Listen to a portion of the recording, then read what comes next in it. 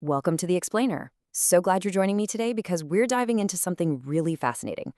Time and time again, we hear about this one specific country held up as the absolute poster child for a socialist, capitalist, mixed economy done perfectly right.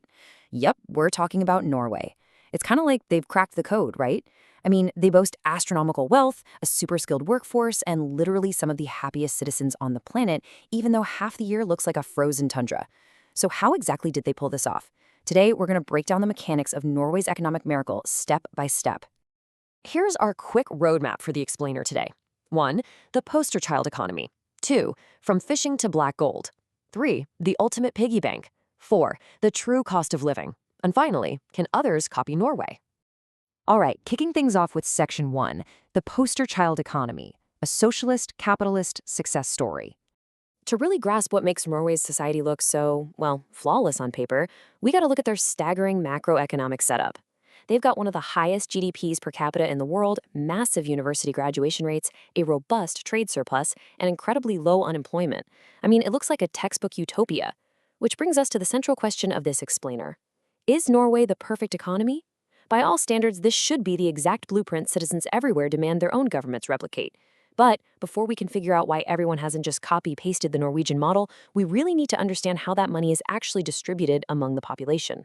See, Norway is one of the most economically equal countries in the world. Get this. After taxes, a single individual from the bottom 20% of income earners in Norway still makes, on average, a quarter of what a top 20% earner makes. Now, I know, earning 4 times less might still sound a little unbalanced to you, but let's put that 4-to-1 disparity into perspective. The OECD average? Top earners make 10 times that of their bottom-tier counterparts. So compared to the rest of the developed world, Norway's setup is remarkably equal. And this wealth inequality? It translates right into the daily grind. Norway has incredibly robust worker protections. The percentage of employees working very long hours is a tiny 3%. For context, the OECD average sits at 11%.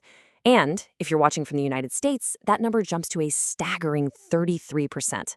It's wild. People in Norway rarely need second jobs just to survive, and extreme overwork is essentially a non-issue. All of this feeds directly into why they consistently rank as some of the happiest people on Earth. Moving right along to Section 2, from fishing to black gold, how it all started. Let's rewind the clock to the 1960s. Back then, Norway was primarily a fishing economy. Their GDP was comparable to developing nations at the time, places like Bangladesh or Nigeria, truly a far cry from the wealthy behemoth we see today. But in May of 1963, the Norwegian government did something bold. They asserted sovereign rights over natural resources in a specific area of the North Sea. Basically, they drew a line in the water and said, hey, whatever's under here, it's ours. 6 years later, in 1969, a ship called the Ocean Viking struck oil. And I don't mean a little bit. They found an absolute ocean of it, around 1.6 million barrels a day. By the mid-1970s, Norway was producing more oil per capita than any other country in the world. It fundamentally changed the nation's destiny practically overnight. But here is the absolute crucial point. It's all about how they handled this sudden, unimaginable wealth. Basically, Norway became the national equivalent of the lottery winner who keeps their day job. We've all seen the stories of countries that strike oil and immediately act like a freshly signed professional athlete, right? Building bombastic, shiny new cities, slashing taxes to zero, just throwing a massive spending party. But Norway didn't get drunk off their oil wealth. Instead of letting private companies pocket all the profits, they created a publicly run company called State Oil. This meant the massive revenues flowed directly back to the government. Which leads us nicely into Section 3, the ultimate piggy bank, the sovereign wealth fund. So suddenly the government had an astronomical amount of cash, and they faced a huge choice. They could have totally gone on a wildly popular public spending spree, permanently reducing taxes, boosting short-term quality of life. Everyone would have loved it. But the government had the incredible foresight to realize that oil is finite, it runs out, and they knew citizens wouldn't exactly be thrilled about returning to a fishing economy in a couple of generations.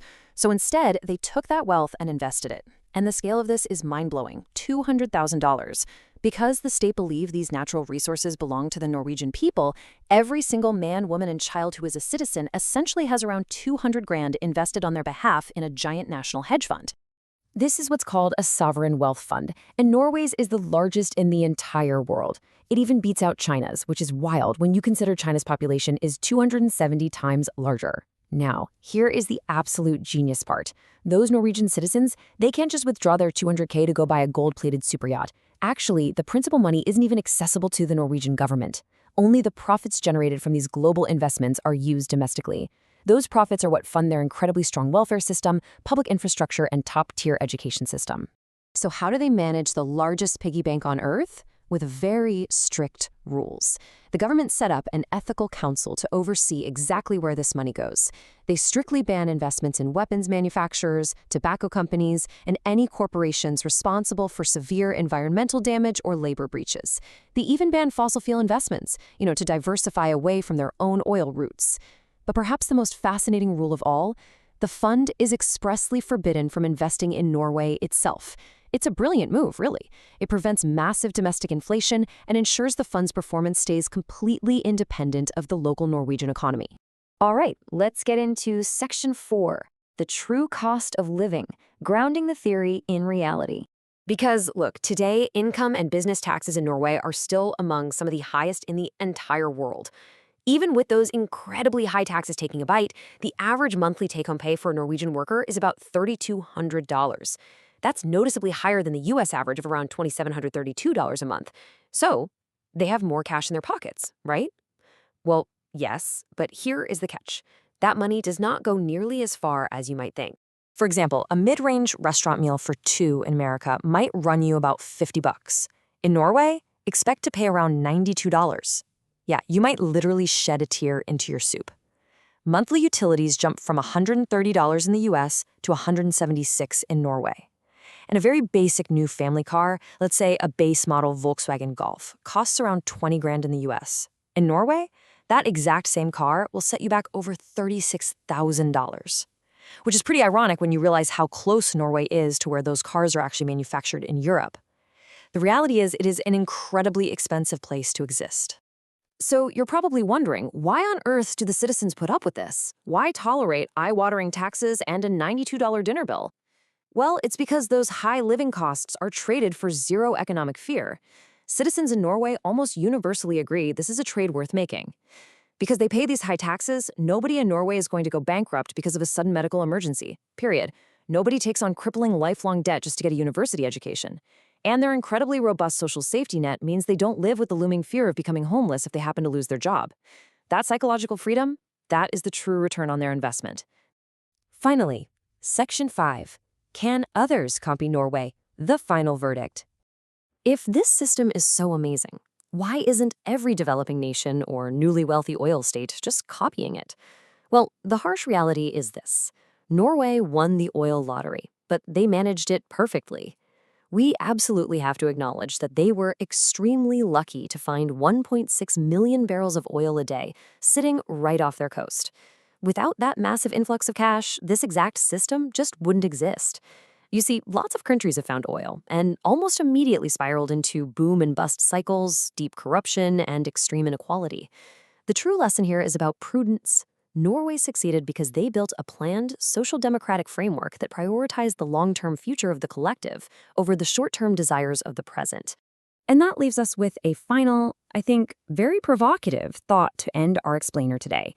If your country, wherever you are watching from right now, suddenly won the economic lottery tomorrow, would your government have the discipline to keep its day job? Would your leaders lock that money away for your grandchildren? Or would they throw a party today? It's definitely something to chew on the next time you hear Norway called the perfect economy. Thanks so much for joining me for this explainer. Keep asking questions, and I'll catch you next time.